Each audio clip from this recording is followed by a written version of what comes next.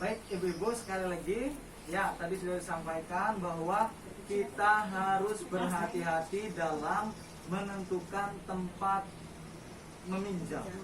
Ya, kenapa? Karena kalau kita salah dalam memilih tempat meminjam, bisa jadi itu akan memberatkan kita, yang membawa kita ke dalam jurang kesengsaraan, bahasanya ibu-ibu ya, terlilit hutang ya. Apalagi sekarang sangat mudah dalam memilih, atau dalam para pemberi pinjaman itu sangat mudah dalam memberikan pinjaman ya. Apalagi ada yang cuma sebatas ngasih KTP ibu-ibu ya. Terus setiap ada tuh kalau tidak salah, setiap kita membayar tuh bisa dibayar, cuma bayar bunganya saja, jadi utangnya tidak selesai, hanya bunganya saja yang dibayarkan tuh kalau ibunya nggak sanggup bayar ininya. Nah itu harus diperhatikan ya ibu-ibu, jangan sampai terjadi sama keluarga ibu-ibu penerima manfaat PKH. Gitu ya ibu-ibu ya. Nah ini kita akan mengetahui nih bagaimana sih tempat-tempat meminjam, di mana sih tempat-tempat kita bisa meminjam uang. Ya ibu-ibu, yang pertama di sini ada bank. Di bank ini prosesnya rumit. Kemudian jaminan perlu nggak? Perlu, ada ya. Batas maksimal pinjaman ada nggak? Ada, tergantung besaran nilai jaminan yang ibu-ibu berikan. Kemudian cara pengembaliannya bisa nggak disesuaikan? Misal nanti nunggu panen, nanti nunggu suami punya uang. Kalau di bank nggak bisa. Jadi kalau misalnya ada jatuh tempo tanggal 5, ya harus tanggal 5 kita bayarkan. Nah kemudian bunganya itu cenderung tinggi ibu-ibu. Ini kalau di bank, kalau mengutang di bank tuh seperti itu ya ibu-ibu. Kalau bisa berarti ini karena pengembaliannya tinggi, berarti kita hindari ya kalau bisa nih ya. Kemudian yang kedua ada koperasi simpan pinjam.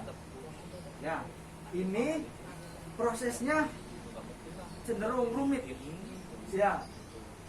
Karena kita harus ngisi formulir, kemudian juga melampirkan dokumen-dokumen yang diperlukan ya. Kemudian selanjutnya jaminan perlu, batas maksimal pinjaman ya ada. Kemudian cara mengembalikannya juga tidak bisa kita sesuaikan, harus atau ada jangka waktunya, ada temponya ya ibu-ibu ya. Oke. Kemudian bunganya juga biasanya cenderung tinggi. Nah, selanjutnya nih, kelompok simpan pinjam, entah itu PKK atau arisan, atau kita nanti bisa bikin kelompok ya, bikin uang misalnya kelompok lah untuk barangkali jaga-jaga ada anggota yang membutuhkan ya ibu-ibu. Ini sangat mudah saya yakin, karena ibu-ibu kalau dalam satu kelompok pastinya sudah saling kenal dan saling percaya ya, jadi prosesnya mudah. Kemudian ada syaratnya enggak? Biasanya ada atau perlu. Kenapa perlu? Mohon maaf, misalnya kita nih satu kelompok nih ya ibu-ibu, kita misalnya adakan simpanan. Misalnya Ibu Wati jarang ngasih simpanan, kira-kira mau dikasih nggak? Kira-kira mau dikasih nggak, Bu? Enggak ya, untuk nabung aja susah.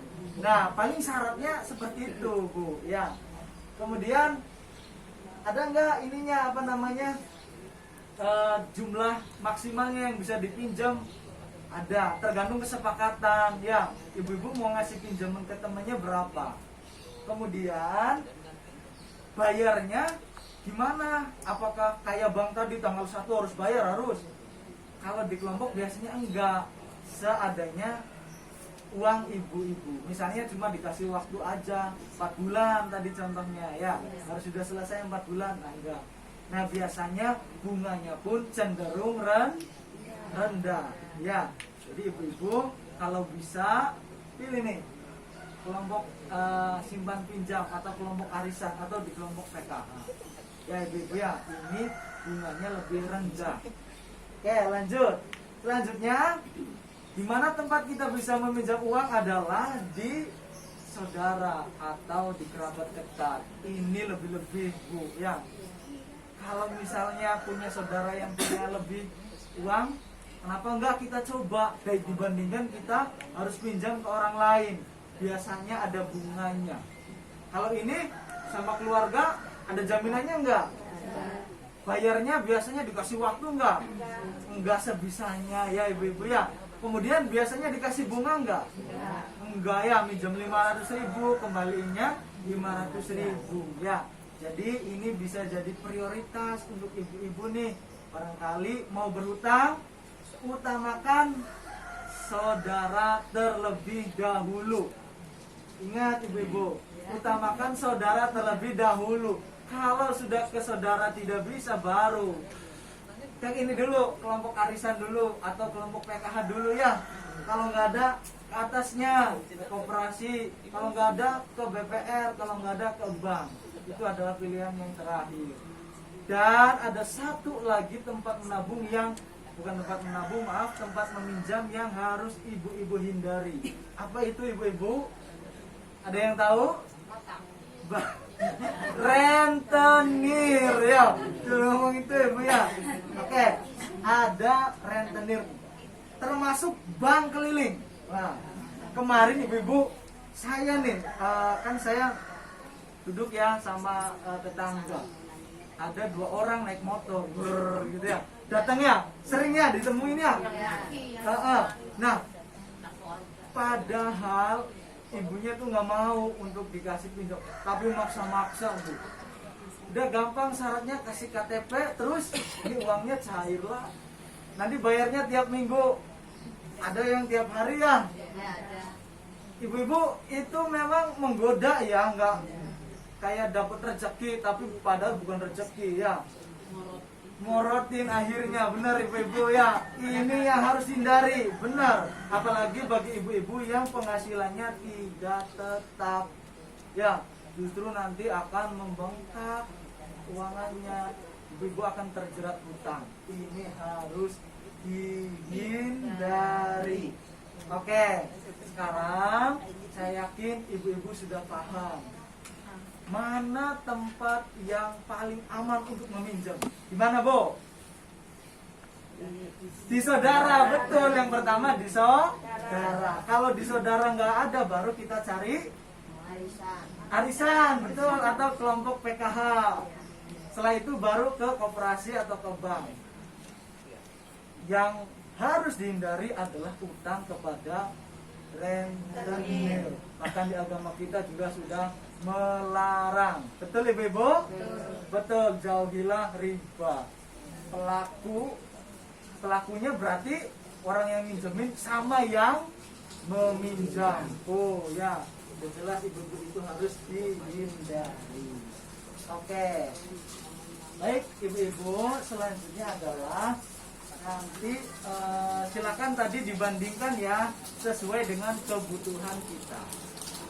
Oke, selanjutnya ibu-ibu ini ada film, silakan dilihat. Dan kondisi kita.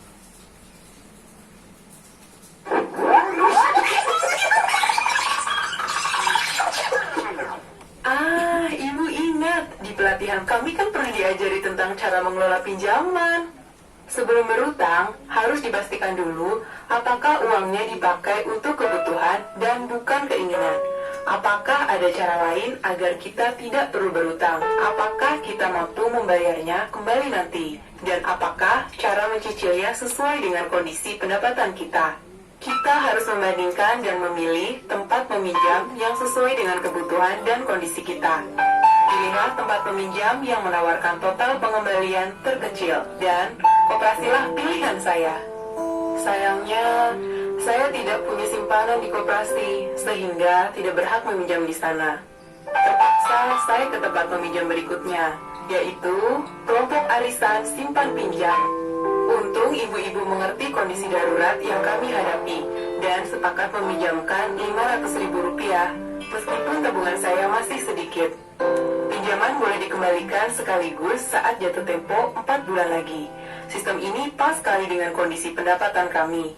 4 bulan lagi, Pak Rusli ada kerjaan borongan dan saya bisa ngeburu karena musim panen. Kejadian ini menyadarkan kami bahwa seharusnya kami berdua sudah membiasakan menabung secara rutin sejak dulu. Terbukti bahwa menabung itu sangat penting untuk berjaga-jaga. Oke, ibu-ibu, tadi dalam berhutang atau kita memiliki pinjaman, yang terpenting adalah uang pinjamannya itu bukan kita gunakan untuk memenuhi keinginan, tapi memenuhi kebutuhan. Orang ingin mah semuanya ingin, Bu. Pengen punya HP misalnya anak, itu namanya keinginan. Jangan digunakan untuk hal semacam itu. Berutang tuh kalau benar-benar terdesak saja ibu-ibu berutang. Kemudian carilah tempat berutang yang disesuaikan dengan kemampuan ibu membayar. Ya.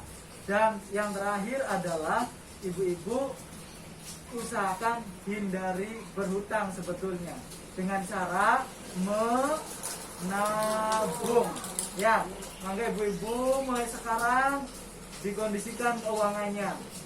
Sebisa mungkin sisihkan uang untuk menabung. Oke, nanti akan lanjut kepada sesi berikutnya ya, ibu-ibu sama teman saya. Oke, terima kasih.